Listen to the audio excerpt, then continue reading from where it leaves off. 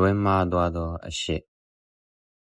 တာယာအေးချမ်းလာတဲ့ရွာလေးတစ်ရွာမှာမြတ်နှင်းတို့မိသားစုအတူတကွနေထိုင်ပါတယ်။သူတို့မိသားစုဟာရရေးရွာရေးမှာအမြဲတမ်းပါဝင်တာကြောင့်သူတို့မိသားစုရွာထဲမှာမသိတဲ့လူမရှိပါဘူး။မြတ်နှင်းတို့မိသားစုဟာစားဝတ်နေရေးအတွက်လယ်ယာအလုပ်ကိုလုပ်ကိုင်ခဲ့ကြပါတယ်။မြတ်နှင်းရဲ့ညီမအငယ်ဆုံးလေးကိုတော့ပညာရေးအတွက်ကျောင်းထားပေးခဲ့ကြပါတယ်။ရွေးရွှေမောလှပပြီးနူးညံ့တဲ့နှလုံးသားရှိတဲ့မြတ်နှင်းဟာရွာရဲ့ခေါင်းဆောင်ကန်ဖြစ်တာကြောင့်သူ့ထက်ငါအပြိုင်ကြီးပိုးပန်းနေကြတဲ့ကာလာသားတွေကလည်းအများကြီးပါပဲ။ဒါပေမဲ့မြတ်နှင်းကဘယ်သူ့မှစိတ်ဝင်စားခဲ့ပါဘူး။ရွာတွေကကာလာသားတွေကိုစိတ်ဝင်စားတဲ့မြတ်နှင်းမှာငယ်ငယ်ချင်းတစ်ယောက်တော့ရှိနေခဲ့ပါတယ်။သူ့နာမည်ကတော့စိုးပိုင်။စိုးပိုင်ဟာတဦးတည်းသောသားဖြစ်ပြီးငယ်ငယ်လေးတည်းကမိဘတွေအလိုလိုက်ထားတာကြောင့်စိုးသွမ်းတဲ့သူတစ်ယောက်ပါ။နေ့စဉ်နဲ့အမျှရွာရိုးကိုပေါက်လျှောက်သွားပြီးထရေတောက်ကြက်တိုင်ရင်သာသူ့ဘဝရဲ့အချိန်တွေကိုကုံဆုံးနေခဲ့သူလို့ပြောရင်လည်းမမှားပါဘူး။မြတ်နှင်းဟာစိုးပိုင်နဲ့တွေ့တဲ့အချိန်တိုင်းအဲ့လိုပုံစံနဲ့မနေဖို့မှာကြားပေမဲ့စိုးပိုင်ကတော့လုံးဝနားမထောင်ပါဘူး။တညမှာတော့ရွာရဲ့အိမ်တအိမ်မှာကြက်သွားခိုးတဲ့စိုးပိုင်ကိုဖမ်းမိသွားတာကြောင့်တကြီးရဲ့အိမ်မှာအပြစ်ပေးခံခဲ့ရပါတယ်။ဒီသတင်းကိုကြားသွားတဲ့မြတ်နှင်းဟာစိုးပိုင်ကိုတနာပြီးတကြီးရဲ့အိမ်ကိုသွားထမင်းပို့ခဲ့ပါတယ်။မိန်းကလေးတံမဲ့ယောက်ျားလေးတစ်ယောက်ကိုတကြီးအိမ်ထိသွားပြီးထမင်းပို့ခဲ့တာကြောင့်မြတ်နှင်းရဲ့အကိုကမြတ်နှင်းကိုစူပူကြိမ်းမောင်းပြီးစိုးပိုင်နဲ့မပတ်သက်ဖို့ဟာအတန်တန်မှားကြားပါတယ်။မနက်မိုးလင်းတာနဲ့ရွာရိုးကိုပေါက်လျှောက်သွားပြီးဘလို့ပြဿနာရှာမလဲစဉ်းစားနေတဲ့စိုးပိုင်တယောက်တနေ့မှာတော့ရွာဦးကျောင်းမှာဆရာတော်မွေးထားတဲ့ငါးတွေကိုခိုးမြတာမိသွားတဲ့အတွက်ဆရာတော်ရဲ့ကြိမ်တန်းမိသွားခဲ့ပါတယ်။မြတ်နှင်းတယောက်ကတော့မိဘတွေတန်တန်တားနေတဲ့ကြားကဒီရွာလုံးရဲ့အော်ကျော်လန့်လူဆိုးလေးစိုးပိုင်နဲ့ရှစ်သူတွေဖြစ်သွားခဲ့ကြပါတယ်။စိုးပိုင်တယောက်မြတ်နှင်းနဲ့ရှစ်သူတွေဖြစ်သွားကြပေမဲ့သူ့ရဲ့ပုံစံကတော့မပြောင်းလဲပါဘူး။ရှင်လိုပဲကြက်တိုက်လိုက်ထရေတောက်လိုက်နဲ့ချိန်နေကုန်နေခဲ့ပါတယ်။တနေ့မှာတော့လူဆိုးလေးစိုးပိုင်နဲ့မြတ်နှင်းရဲ့အကိုတို့ထရေဆိုင်မှာထရေတောက်ရင်းရင်ဖြစ်စကားများကြပါတယ်။လူငယ်ချင်းဖြစ်တဲ့ပြဿနာကြားတဲ့လူကြီးတွေပါလာတဲ့အခါမှာတော့နှစ်ဖက်မိဘတွေအမုန်းပွားသွားခဲ့ကြပါတော့တယ်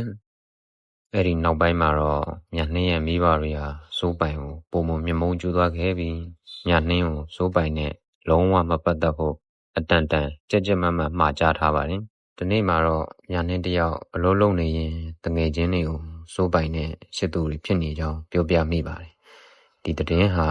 မြတ်နှင်းရဲ့အဖေထံကိုကြောက်ရှိသွားတဲ့အခါမှာတော့မြတ်နှင်းတယောက်အိမ်ထဲမှာပဲပိတ်လောင်ခံခဲ့ရပါတော့တယ်။အိမ်ထဲမှာပဲနေရတဲ့မြတ်နှင်းတယောက်တော့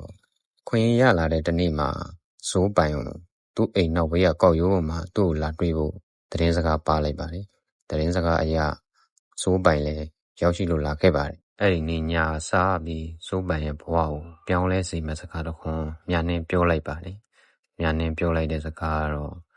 နင်ငါ့ကိုတကယ်ရှိရင်ငါမိဘတွေသဘောတူအောင်ကြိုးစားဆိုတဲ့စကားလေးပါပဲ။စိုးပိုင်တယောက်သူရှိရတဲ့မြတ်နှင်းနဲ့နီးစပ်နိုင်ဖို့အတွက်သူ့ရဲ့အကျင့်စရိုက်တွေအားလုံးကိုပြောင်းလဲပစ်လိုက်ပါတယ်။အဲ့ဒီနေ့ကစားပြီးနေ့စဉ်နဲ့အမျှလယ်တော်ထဲမှာပဲအလုပ်တွေလုပ်ရင်အချိန်ကုန်နေခဲ့ပါတယ်။စိုးပိုင်ရဲ့မိဘတွေဟာသူတို့ရဲ့သားလေးအရင်လိုရွာရိုးကိုပေါက်လျှောက်သွားပြီးထရေတောက်ကြက်တိုက်ပြဿနာရှာတာမျိုးမလုပ်တော့ပဲအလုပ်ကြိုးစားနေရအောင်ကြည်ရင်အိမ်မက်လားတကယ်လားဆိုတာဝေခွဲမရအောင်ပါပဲ။မြတ်နှင်းတယောက်ကတော့သူ့ရဲ့ကောင်လေးအလုပ်ကြိုးစားနေတဲ့သတင်းကိုကြားတော့နောက်တစ်ချိန်တွေ့ဖို့ထပ်မံချိန်းဆိုလိုက်ပြန်ပါတယ်။ဒီတစ်ချိန်တွေ့ဆုံမှုမှာတော့စိုးပိုင်ရဲ့အိမ်အပြန်လန်းဟာပီတိတွေဝေစာနေခဲ့ပါတယ်။ဘာကြောင့်လဲဆိုရင်မြတ်နှင်းဟာဒီနှစ်စပါးပေါ်ချိန်မှာသူ့ကိုလာတောင်းဖို့စိုးပိုင်ကိုဂရီပေးလိုက်ပါတယ်။ပီတိတွေဝေစာသွားတဲ့စိုးပိုင်တယောက်အဲ့ဒီနေ့ကစပြီးအလုပ်တွေအရင်အထက်နှစ်ဆပိုပြီးကြိုးစားလာခဲ့ပါတယ်။ဒါအောင်မြင်တော့တငယ်ချင်းတွေကစိုးပိုင်ကိုစနောက်ကြပါတယ်။ဒီလိုစနောက်ကြတဲ့အချိန်တိုင်းမှာလည်းစိုးပိုင်အနေနဲ့ပျော်ရွှင်နေတတ်ပြီးတငယ်ချင်းတွေကိုမြတ်နှင်းနဲ့ရရင်ဒီထက်အလုပ်တွေပိုကြိုးစားရအောင်မယ်လို့ပြန်လဲရှိပါလိမ့်ရှိပါတယ်။စပါးပေါ်ချိန်ရောက်လာတဲ့အခါမှာတော့စိုးပိုင်ရဲ့ပျော်ရွှင်နေမှုတွေကိုအဆုံးသတ်သွားစေမယ့်သတင်းဆိုကသူ့စီကိုမဖိတ်ခေါ်ပဲရောက်လာခဲ့ပါတယ်။သူမျိုးလင်းစောင့်စားနေတဲ့မြတ်နှင်းဟာအခုဆိုမြို့သားနဲ့လက်ထပ်တော့မယ်ဆိုတဲ့သတင်းကိုကြားတော့စိုးပိုင်တယောက်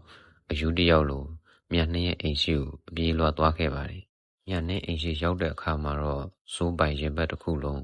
ကြေကွဲလို့မတက်ခံစားလိုက်ရပါတယ်။မင်္ဂလာပွဲအတွက်ပြင်ဆင်နေတဲ့မြနှင်းဟာစိုးပိုင်ကိုတစ်ချက်ကလေးတောင်လှည့်မကြည့်ခဲ့ပါဘူး။မြနှင်းမင်္ဂလာပွဲကျင်းပနေချိန်အိမ်ရှိမှလာငိုနေတဲ့စိုးပိုင်ကိုမြနှင်းရဲ့မိဘတွေကရက်ဆက်စွာပဲမောင်းထုတ်လိုက်ကြပါတယ်။စိုးပိုင်ရဲ့အသင်းနှလုံးကိုအယုတ်တရုတ်လိုကစားသွားတဲ့မြနှင်းဟာမင်္ဂလာပွဲကျင်းပပြီးချိန်မှာတော့သူ့ရဲ့ခင်ပွန်းနဲ့အတူမြို့ကိုလိုက်သွားခဲ့ပါတယ်။တချိန်လုံးကရွာအော်ကျော်လန်လူမိုက်ကလေးစိုးပိုင်အသေးကွဲနေချိန်မှာတော့တငယ်ချင်းတွေဟာ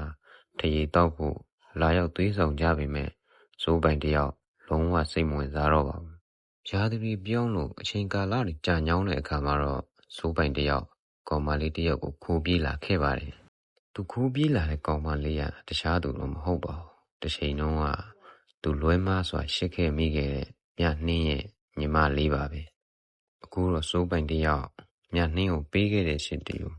သူ့ညီမကိုလွှဲပြောင်းပေးအပ်လိုက်ပြီပဲဖြစ်ပါတယ်။ဟုတ်ကဲ့ပါကျွန်တော်ရဲ့ဇာတ်လမ်းလေးကိုအဆုံးထိကြည့်ရှုပေးကြတဲ့အတွက်အားလုံးကျေးဇူးအများကြီးတင်ပါတယ်ခင်ဗျာ။